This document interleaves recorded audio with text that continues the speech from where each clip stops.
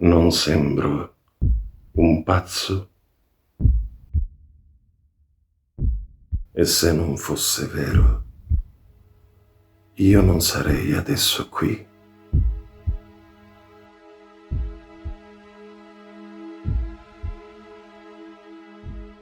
Io preferì restar pazzo e vivere la mia pazzia con lucidissima coscienza e vendicarmi così della brutalità d'un sasso che m'aveva ammaccato la testa. La solitudine, questa squallida badante, è pur sempre una compagna più degna. Per Dio, quella famosa antica mascherata è stata per voi, non per me, la burla di una serata, ed è per questo che è diventata una realtà perenne, la realtà di una vera pazzia, forse, ma qui son tutti mascherati,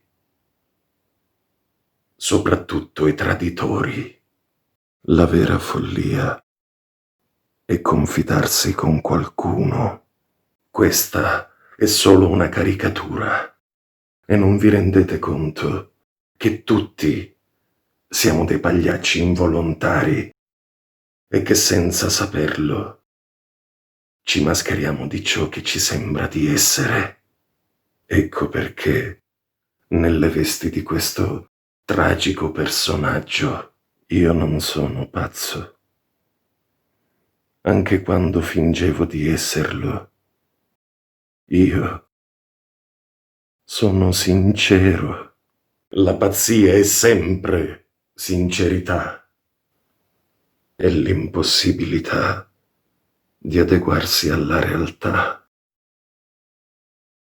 Una realtà becera, consunta, selvaggia, che ci stritola. Io non ho permesso che i miei sentimenti fossero travolti e questa non è pazzia.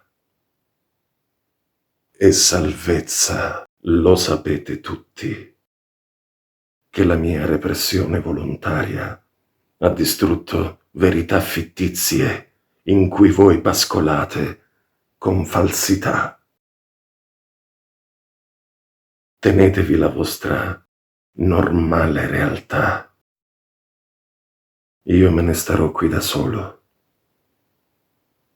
a piangere gli amori perduti e gli anni andati, continuando a illudermi che la vita è un'altra cosa e che non appartiene a questa realtà.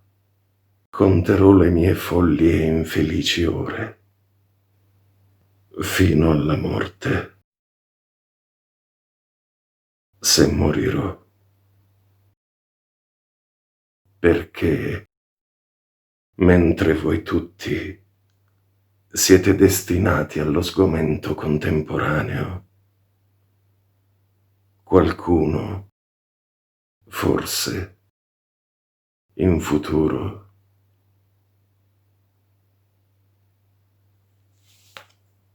continuerà a parlare di me.